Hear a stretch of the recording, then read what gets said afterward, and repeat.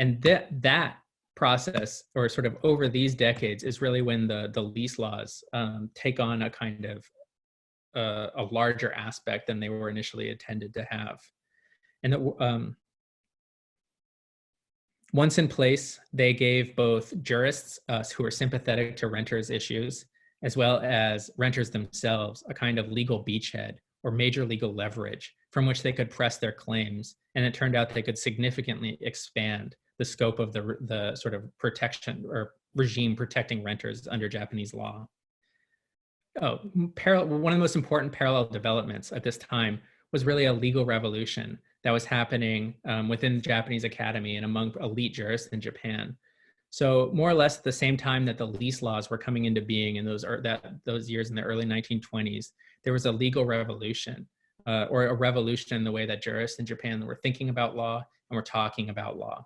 And this is really in step with a kind of massive sort of transformation of the way jurists and legal professionals and experts across the world were thinking about law from the end of the 19th century, the last decade of the 19th century, up until about the 1930s.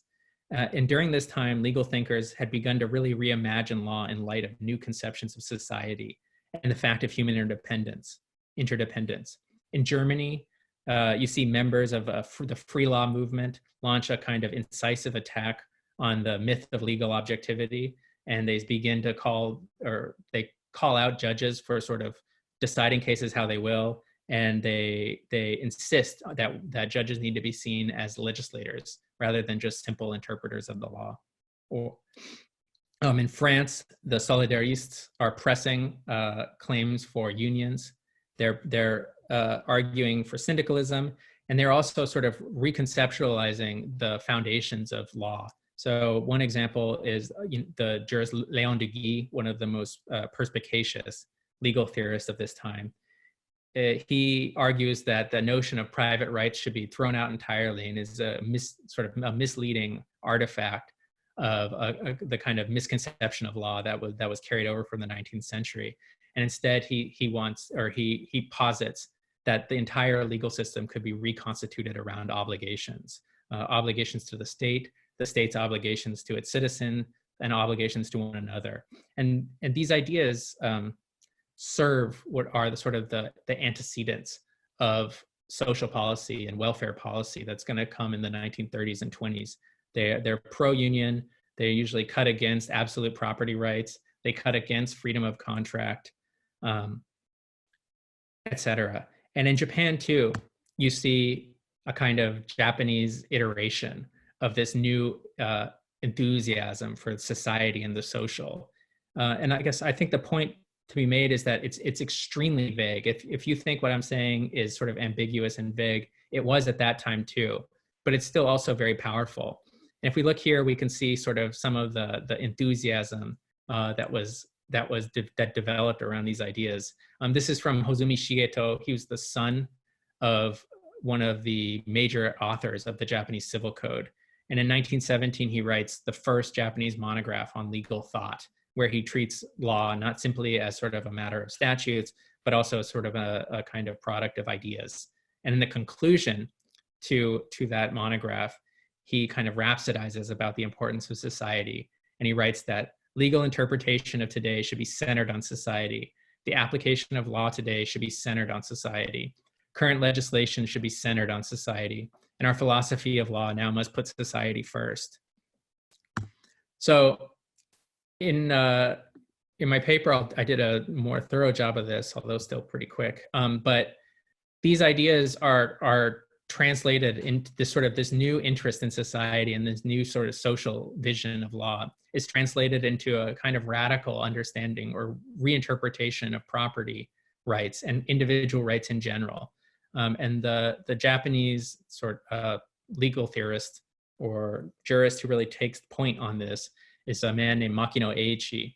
He's a criminal law specialist who dabbles in all kinds of things. He's sort of a polymath at the time.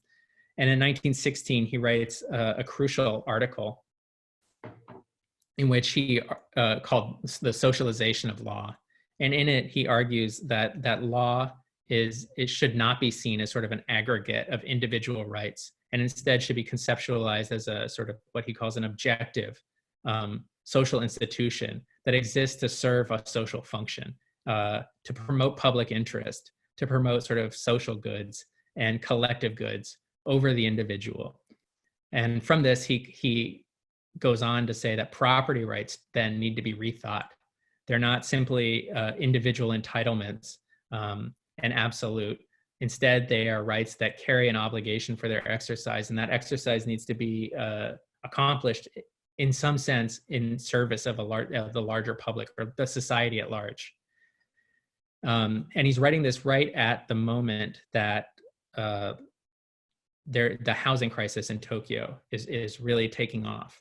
And so he addresses this actually explicitly. And he says that if we take a sort of social approach to law, that necessitates giving the use of a property preference over mere ownership. And so he says that in cases where landlords are trying to evict their tenants, the court should basically throw out all of these cases because it's in the interest of society to have people using these properties to live in them and also to use them as shops, etc. So Makino is completely not concerned with any of the formal impediments to doing what he thinks is correct, and instead he says, that sort of society itself commands this interpretation of the law.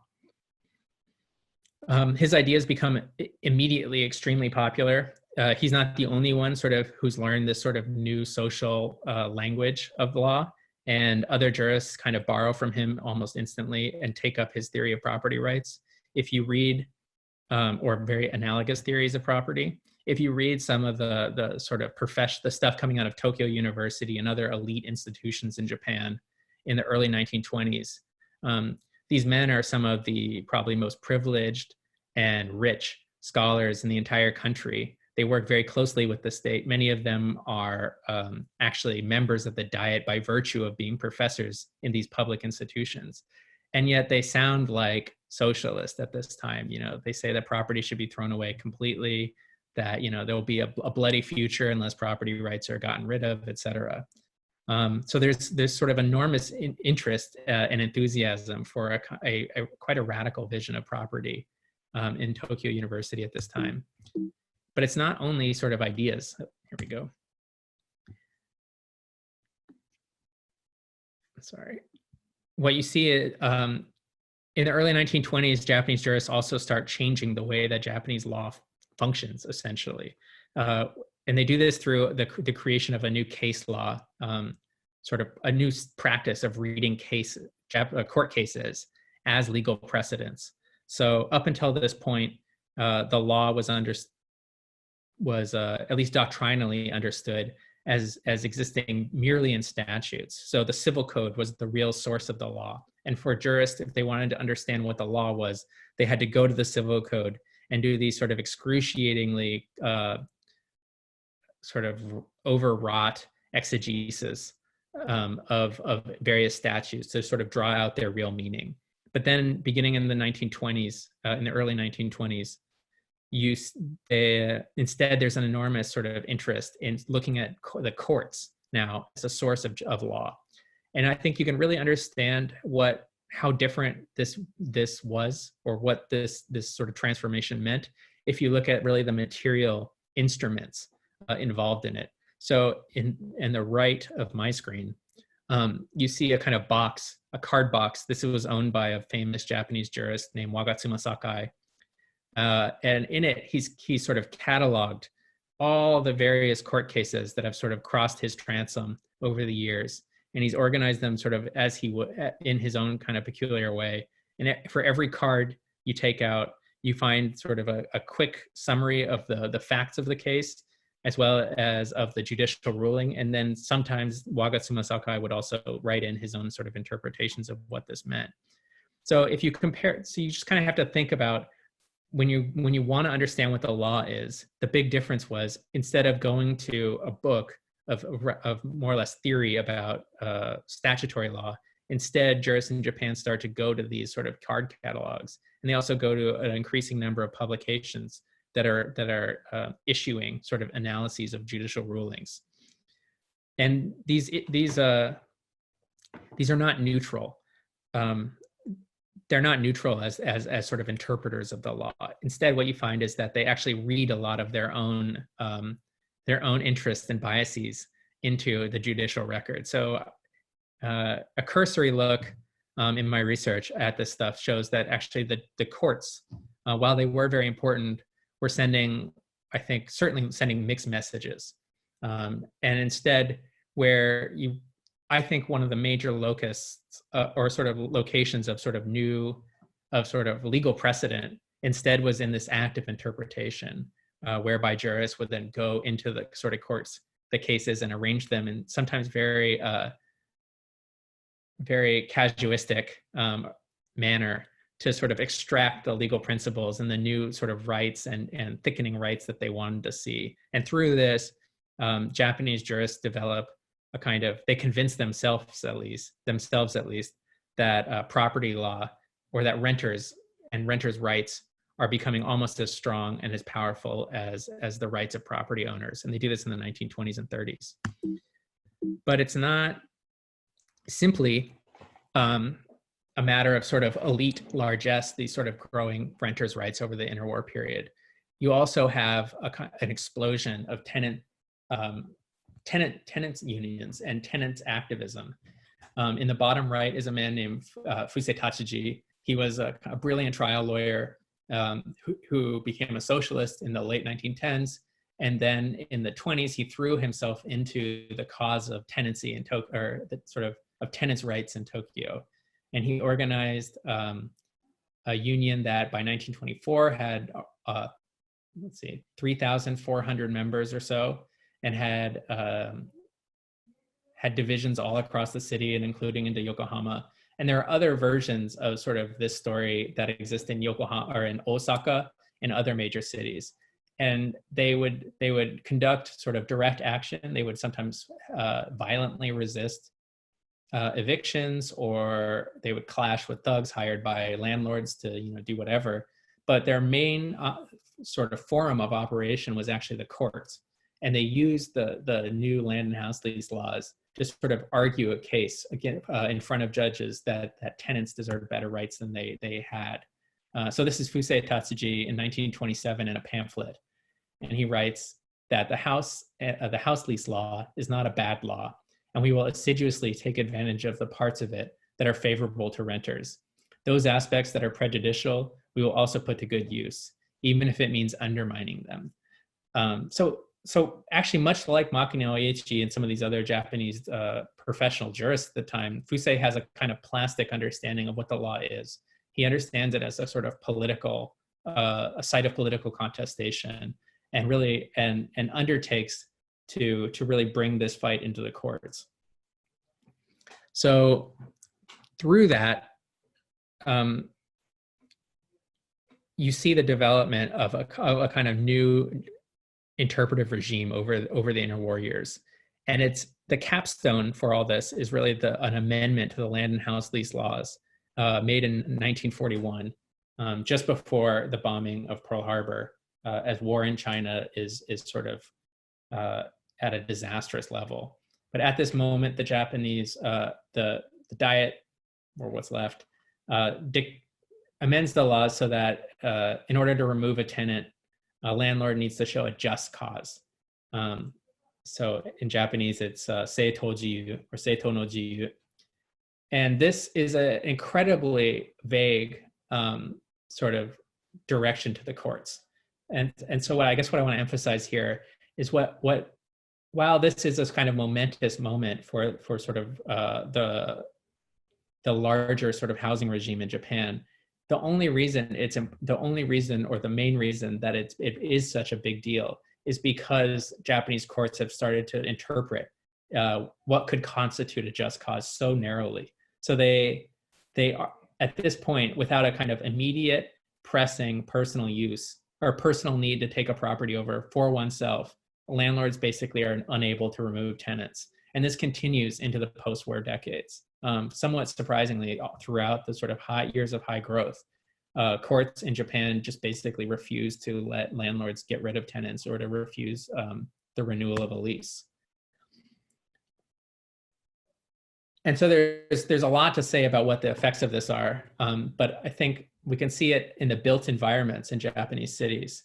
They're the kind of combination of property rights and tenancy rights, both of which are really robust in Japan in the mid 20th century, makes the sort of the urban downtowns into kind of a Gordian knot of sort of legal rights. And it makes consolidation of lots for construction of larger buildings, et cetera. It makes this very difficult. And so what you get are a number of very small structures all strewn throughout the cities, especially in sort of more expensive cities like Tokyo and Osaka. By one statistic, by the 1980s, around 40% of the houses in the Tokyo metropolitan area were built on sites narrower than 100 square meters. So you can tell this is very pervasive. And it's not only about sort of small and sort of oddly shaped plots of land and structures within the sort of the center of cities. You also see it affect the way that Japanese cities develop at their margins. And so on the right, is an example of what were known sort of this iconic building of the post-war era, the danshi, the sort of slab concrete apartment towers that started rising kind of at the outskirts of cities all over Japan from about the 1950s on. And these danshi are literally named after the parcel of land that there is needed to construct them. Danshi means parcel of land. And so to do this, they had to be built basically where there wasn't already kind of a cluster of renter and property rights obstructing what would be the construction otherwise. Yeah, I think I'll be able to finish right around 3:30. So this regime sort of endures throughout a lot of the 20th century, but by the 1980s, suddenly really in the 1980s, it is brought to it is dramatically amended. Despite sort of the radicalness of it, you don't see much complaint from within the legal establishment. There's very little thought to amending these laws. In the 1950s, a committee to reform these laws suggested reforms that would actually only enhance renters' rights. And even as development and real estate and land prices rise across Japan, there's very, very little sort of push or ability to reform these laws. But then all of a sudden in the 1980s, it sort of happens precipitously. The Ministry of Construction sends a formal sort of suggestion to the Ministry of Justice in 1980, suggesting a review of the lease laws. And then in 1985, the Ministry of Justice begins this formal review process after lobbying from real estate construction firms and from the bureaucracy itself. Then in 1991, the Diet passes a new land and house lease law. So whereas before there was a land lease law and a house lease law, in 91, they're consolidated into a single law that also institutes two major reforms. One is a fixed term land lease. So whereas land leases were able to renew indefinitely, more or less, under the former regime, this sort of new law opens a legal door for landlords to sort of stipulate beforehand, before contracting with a tenant, that the lease will expire and then it is not up for automatic renewal, and it will be sort of withheld from all the sort of protections that had been extended under the land and house lease laws. And the second major sort of reform is that the sort of new law contains explicit criteria of what the courts should and shouldn't consider to be a just cause for taking over a property. And in this sort of new list of criteria, it includes efficacious or sort of high use development, or sort of high development or high intensity development. So whereas buildings with tenants in them in Tokyo had sort of lingered on, it was very hard to get tenants out even if there was an old building. This new law makes it much easier to remove tenants if the landlord wants to redevelop. And then in 2000, there is another reform made, which institutes fixed-term house lease laws, or a fixed-term house lease. So this is really probably the major one, where the majority of residential tenants in Japan are on building or house leases. And this opens the door for them also to only enter into leases that then can be terminated once they expire, rather than a lease that will essentially endure as long as the tenant is alive. Okay, so yeah, I'm gonna try to finish in 5. So I'm gonna go quick. And I've tried, I think this too, we can see a sort of the similar kind of parallel developments that we did under the, when the land and house lease laws initially sort of came into being, and when they became this really more robust housing regime.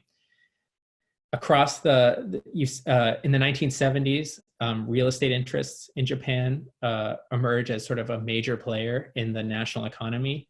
The propensity of the Prime Minister Tanaka Kakue to sort of pump out basically political pork into the Japanese hinterlands through public works projects also has an effect of sort of building these construction and real estate interests into very major powers within the national political economy. And in the 1980s, with continued assistance from the state, real estate interest basically turned to redeveloping Japanese cities. And they do so in 1983. Nakasone personally instructs the Ministry of Construction to begin deregulating regulations on construction and to facilitate financing sort of the redevelopment of Japanese cities. And you get a raft of other laws that are passed in the 1980s that essentially both give tax incentives to corporations that have major real estate developments, and also that begin massively liberalizing the finance of construction. So with this, there's a huge boom of in real estate development, and it's famous, of course, from the Japanese bubble economy, when something like 50% of new investment in Japan was being pumped into real estate purchases as sort of speculative investments. And with this, sort of Tokyo and other major cities begin sort of rising at a rate they hadn't before. And I reference this in my paper, so I just wanted to put it in. This is from the I guess it's a comic, and then also later a film, a 1980s film called Akira. And I think in this you can kind of see how the sort of rapid development of Tokyo in the 1980s was really registering across the culture. This image is supposed to take place in 2020 when Tokyo is supposed to host the Olympics. It was very weirdly sort of prophetic in that sense. But the kind of huge hulking skyline that you see is I think of as a sort of a projection of the kind of pace of 1980s construction, sort of projected out 30 years into the future when the events of this comic are taking place.